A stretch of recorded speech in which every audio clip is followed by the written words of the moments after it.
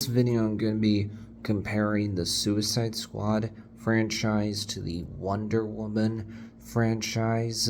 Now, to be clear, I have talked about two of the free Suicide Squad movies I'm including in this video. You have 2016 Suicide Squad and then The Suicide Squad from James Gunn that are both in the DCEU. But there's also this animated movie called Suicide Squad Hell to Pay that's separate from the DCEU. In regards to Wonder Woman, you have the 2017 film along with Wonder Woman 1984 that are both in the DCEU. But then you have this animated movie called Wonder Woman Bloodlines that's separate from the DCEU. I've not seen these two animated Wonder Woman and Suicide Squad movies. I've seen the 4 live-action films are included in this video. When you look at highest score for each franchise, 2017 Wonder Woman has a 93%.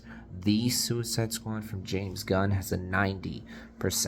When you look at lowest score, Wonder Woman 1984 only has a 58%, but 2016 Suicide Squad has a 26%. Wonder Woman wins here. Then when you look at average score, Wonder Woman has an average of 79. Suicide Squad has an average of 68. Then when you look at gap between lowest and highest score, you got a gap of 35 in the case of Wonder Woman, but you have a gap of 64 in the case of Suicide Squad. So Wonder Woman wins again. It's won every round so far.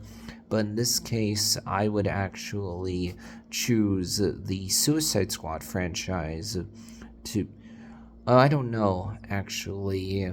I'm going to choose the Wonder Woman franchise, actually, now that I think about it. I would say that 2017 Wonder Woman was definitely a good movie. Gal Gadot gave a really good performance as Wonder Woman. She could both be strong and powerful, but also vulnerable at the same time. That's something I really appreciated.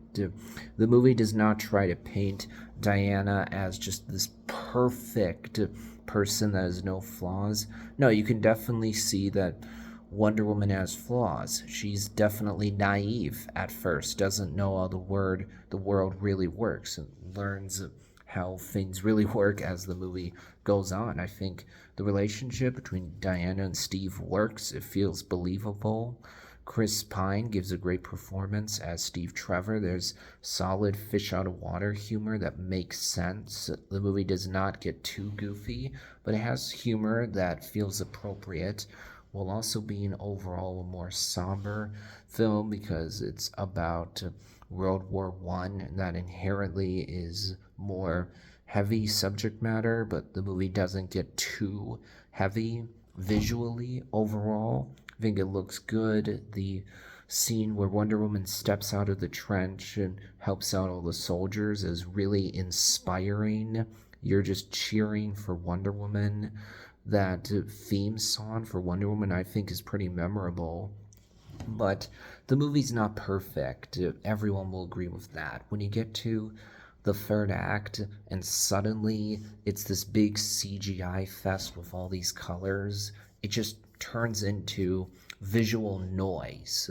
When you have Wonder Woman suddenly facing off against Ares, and it's this big spectacle with all these colors everywhere, it just feels like the movie suddenly gets pretty generic. Like, oh yeah, we have another one of these endings to a comic book movie. Yeah, I've seen this before. It's not very interesting. And Ares is revealed too late in the movie.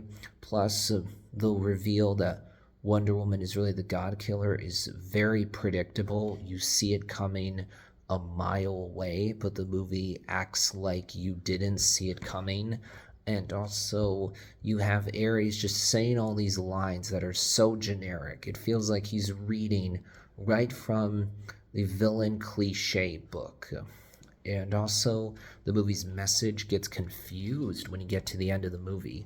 What I'm talking about is that at first, it seems like the movie knows what message it's trying to send because Wonder Woman kills off this guy, General Ludendorff, thinks the war is going to end immediately, and then she sees the war is still going on.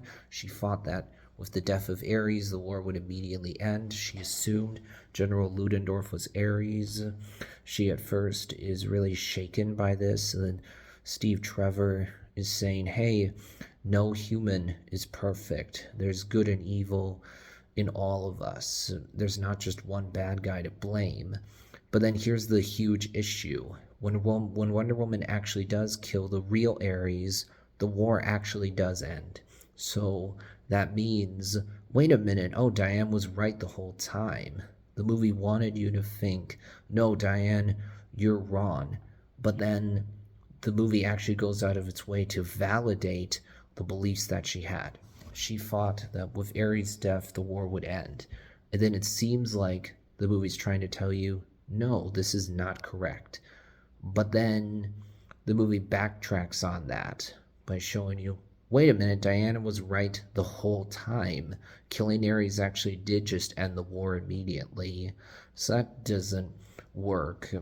But Wonder Woman 1984 is a lot worse than the first film. I haven't actually seen it, but based on things I've heard about it, it feels like, man, the director, Perry Jenkins, I think that's her name, got too ambitious for her own good. There were all these ideas she wanted to put in the movie, but in order to reach those lofty ambitions, she has had to compromise so much credibility, logic, believability, and so there's a ton of things that don't make sense about Wonder Woman 1984. What goes on between Steve and Diane makes you feel really uncomfortable because of the very, very creepy implications. It's like, oh man, you guys didn't take a second to think about what you're showing us on screen. Steve takes over the body of a random person, and then him and Diane make love. That's pretty disturbing, frankly. The idea that this random guy has his body used by someone else without his consent. Can you imagine what it'd be like for whoever this random guy is when he gets back to his own body? And also, where the heck did this guy go while Steve was in his body? See what I mean? It's pretty disturbing, honestly, and very problematic. But I would say that overall, as flawed as Wonder Woman 1984 is, it's not as much of a mess as 2016 Suicide Squad. When you watch that movie, you can feel the reshoots. You can feel that the movie was rewritten, that it was completely taken over and hijacked by the executives, by the trailer people. You can tell this is not the movie that David Ayer wrote. It's not the movie the actors signed on for. This one was an absolute production disaster. And on top of that, the basic idea here that a government official would be like, in order to combat a Superman level threat, we need to get a girl that uses a baseball bat, a guy who's a really good shot, Crocodile Man, a guy who can climb anything, doesn't make any sense. And the villain is just horrible. One of the worst villains in a comic book movie ever.